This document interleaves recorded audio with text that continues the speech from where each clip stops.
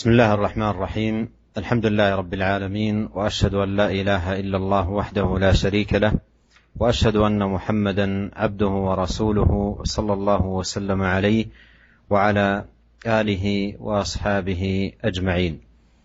أما بعد، عقد الإمام النووي رحمه الله تعالى في كتابه رياض الصالحين بابا بعنوان باب حق الجار والوصية به، وهذه الترجمة عقدها رحمه الله تعالى لبيان ما للجار من حق عظيم ومكانة علية، وما جاء في كتاب الله سبحانه وتعالى وسنة رسوله صلى الله عليه وسلم من وصية بالجار حفظا لحقوقه وقياما بالواجبات المتعلقة به.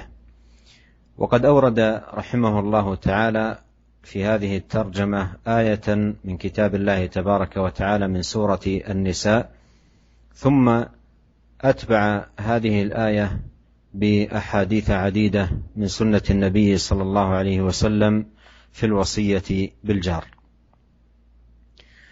قال الله تبارك وتعالى: واعبدوا الله ولا تشركوا به شيئا وبالوالدين إحسانا وبذي القربى واليتامى والمساكين والجار ذي القربى والجار الجنب والصاحب بالجنب وابن السبيل وما ملكت أيمانكم. والآية فيها وصية جامعة تتناول حقوقا عظيمة، أعظمها وأجلها حق رب العالمين وخالق الخلق أجمعين، بأن يفرد تبارك وتعالى بالعبادة، وأن يخص بالذل والخضوع، وأن يفرد جل وعلا، وأن لا يجعل معه شريك.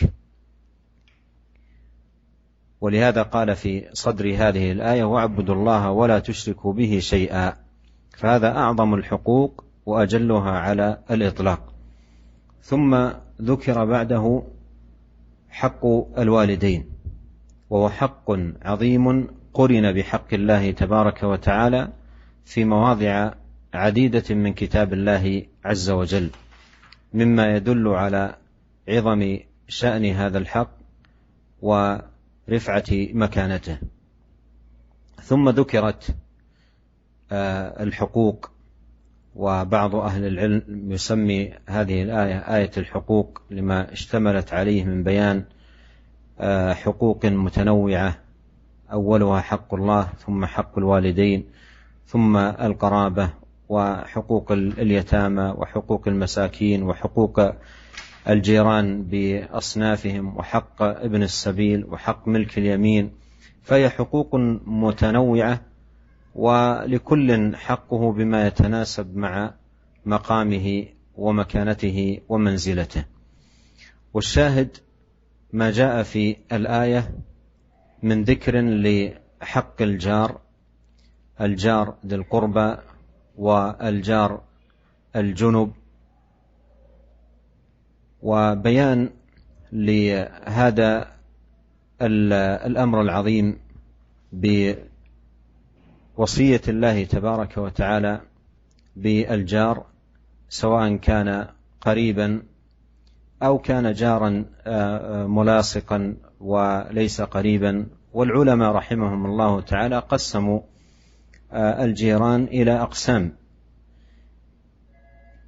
القسم الأول هو الجار القريب المسلم، وفيه اجتمعت حقوق ثلاثة: حق الجيرة، وحق القرابة، وحق الإسلام. والقسم الثاني الجار الذي لا تجمعه بالإنسان قرابة وهو مسلم، فله حقان: حق الجيرة وحق الإسلام. والقسم الثالث هو الجار الذي لا قرابة له مع الإنسان وهو على غير الإسلام، فهذا له حق الجيرة، وسيأتي في ما ساقه رحمه الله تعالى أن لهذا القسم الثالث حق وهو حق الجيرة. فالشاهد أن هذه الآية جاءت بحفظ حق الجار وبالدعوة إلى الإحسان إليه وبالوالدين إحسانا وبذي القربى إلى تمام الآية وبالإحسان إليه، وهذا يتناول الإحسان القولي والإحسان الفعلي، ويتناول أيضا كف الأذى بأنواعه سواء كان فعليا أو قوليا. Bismillahirrahmanirrahim. Alhamdulillah, segala puji dan syukur kita panjatkan kehadirat Allah Subhanahu wa taala atas segala limpahan karunia yang Allah berikan kepada kita. Semoga salawat dan salam senantiasa tercurahkan kepada suri teladan kita, junjungan kita Nabi Muhammad sallallahu alaihi wasallam dan keluarganya serta seluruh sahabat beliau tanpa terkecuali.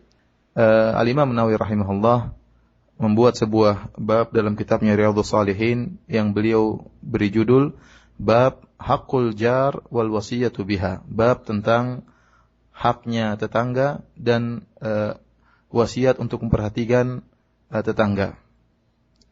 Bab ini dibuat oleh Imam Nawawi rahimahullah untuk menjelaskan tentang besarnya atau agungnya hak yang dimiliki oleh tetangga. Kedudukan hak tersebut kedudukan yang tinggi dalam syariat Islam. Oleh karenanya kita dapati dalam Al-Quran wasiat untuk memperhatikan atau menunaikan hak tetangga tersebut. Demikian juga dalam sunnah-sunnah Nabi Sallallahu Alaihi Wasallam. Tentunya dalil-dalil yang banyak dalam Al-Quran maupun sunnah Nabi Sallallahu Alaihi Wasallam menyebutkan tentang hak-hak tetangga dalam rangka untuk menjaga hak mereka dan jaga dalam rangka untuk ditunaikan hak-hak mereka. Al-Imam Nawawi rahimahullah dalam bab ini membawakan sebuah ayat dari surat An-Nisa. Kemudian setelah itu beliau membawakan hadis-hadis yang banyak yang menjelaskan tentang bagaimana perhatian syariat terhadap hak tetangga. Adapun ayat dalam surat An-Nisa yaitu firman Allah Subhanahu wa taala, "Wa'budullaha wa la tusyriku bihi syai'a wa bil walidaini ihsana wa bidzil qurba wal yatama wal masakini wal jari dzil qurba wal jaril junubi was sahibi bil jambi wa banis sabil wa ma malakat aymanukum." Allah berfirman, dan hendaknya kalian beribadah kepada Allah dan janganlah kalian berbuat kesyirikan sama sekali terhadap Allah Subhanahu wa taala.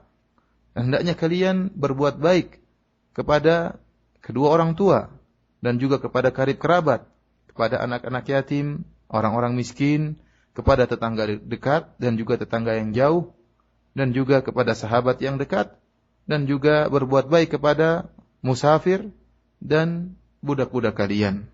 Surat An-Nisa ayat 36. Para pendengar yang dirahmati oleh Allah Subhanahu wa taala, dalam ayat ini ada wasiat dari Allah Subhanahu wa taala ya tentang penunaian atau untuk berbuat baik kepada hak-hak yang bervariasi. Yang pertama kali Allah sebutkan adalah tentang hak yang sangat agung, dan dia adalah hak yang teragung, yaitu haknya Allah Subhanahu wa taala. Bahwasanya Allah memiliki hak yang harus ditunaikan oleh hamba-hambanya, yaitu Allah Subhanahu wa taala hendaknya diesakan dalam peribadatan dan dikhususkan dalam untuk terhinakan seorang hamba dan tunduknya seorang hamba hanya untuk Allah Subhanahu wa taala, dan tidak boleh ada kesyirikan sama sekali. Dan ini merupakan hak teragung secara mutlak yang harus ditunaikan oleh seorang hamba. Kemudian setelah itu Allah Subhanahu wa taala menyebutkan tentang hak kedua orang tua. Setelah Allah mengatakan wa'budullaha wa la tusyriku bihi syai'a, kata Allah wa bil walidaini ihsana. Sembahlah Allah saja dan jangan berbuat kesyirikan, ya. Dan hendaklah berbuat baik kepada kedua orang tua. Kita tahu bahwasanya ya, Allah Subhanahu wa taala menyebutkan tentang besarnya hak orang tua. Allah Subhanahu wa taala menyebutkan tentang hak kedua orang tua setelah hak Allah Subhanahu wa taala. Dan sering Allah menggandengkan antara hak kedua orang tua dengan hak Allah Subhanahu wa taala dalam banyak ayat. Yang ini menunjukkan akan tingginya kedudukan hak kedua orang tua. Allah perintahkan kita untuk berbuat baik kepada mereka dan berbakti kepada mereka berdua. Setelah itu Allah Subhanahu wa taala menyebutkan hak-hak yang lain. Kata Allah Subhanahu wa taala bidzil qurba wal yatama, kemudian juga berbuat baiklah kepada karib kerabat, kepada anak-anak yatim, kepada orang-orang miskin, kepada tetangga dekat, kepada tetangga jauh, kepada sahabat dekat, kepada musafir, dan kepada budak-budak kalian. Oleh karenanya sebagian ulama menamakan ayat ini dengan ayatul hukuk. Ayat tentang hak-hak. Kenapa? Karena ayat ini menyebutkan ya banyak hak-hak yang bervariasi ya dari hak Allah Subhanahu wa taala. Kemudian Allah menyebutkan hak kedua orang tua, kemudian karib kerabat, kemudian hak anak yatim, kemudian hak orang miskin, kemudian hak tetangga, kemudian hak sahabat, kemudian hak anak musafir, dan juga hak budak-budak. Akan tapi yang menjadi perhatian kita dalam ayat ini yaitu hak yang berkaitan dengan tetangga, yang dimana Allah Subhanahu wa taala berfirman, wal jari dzil qurba wal jaril junubi, dan hendaknya kalian berbuat baik kepada tetangga yang dekat maupun tetangga yang jauh. Para pendengar yang dirahmati oleh Allah Subhanahu wa taala, dalam ayat ini Allah mengisyaratkan bahwasanya kita harus berbuat baik kepada tetangga. Sama saja apakah tetangga tersebut tetangga dekat maupun tetangga yang jauh. Oleh karenanya para ulama menyebutkan ada model-model tetangga, ya. Di antaranya para ulama menyebutkan yang pertama adalah al-jar al-qarib al-muslim, yaitu tetangga yang dekat, artinya dekat di sini ada kekerabatan, ya, dan juga dia seorang muslim. Oleh karenanya dalam hal ini tetangga ini memiliki 3 hak. Yang pertama hak tetangga, yang kedua hak kekerabatan, dan yang ketiga hak sebagai seorang muslim. Dan yang kedua, model tetangga yang kedua adalah al-jarul muslim, tetangga yang muslim. Dia hanya memiliki 2 hak. Dia tidak memiliki hak kekerabatan, tetapi dia memiliki 2 hak, yaitu hak tetangga dan hak Islam. Dan model tetangga yang ketiga yaitu al-jar, tetangga dan dia bukan seorang muslim. Tetangga yang ketiga ini juga, meskipun dia bukan seorang muslim, dia juga memiliki hak. Sebagaimana nanti akan dijelaskan dalam hadis-hadis yang akan disebutkan oleh Imam Nawawi. Haknya adalah hak tetangga. Dan ingat dalam ayat ini kata Allah Subhanahu wa taala, wa bil walidaini ihsana wa bidzil qurba. Kata Allah, berbuat baiklah kalian kepada kedua orang tua, kepada karib kerabat, dan seterusnya sampai Allah mengatakan berbuat baiklah kalian kepada tetangga dekat dan tetangga jauh.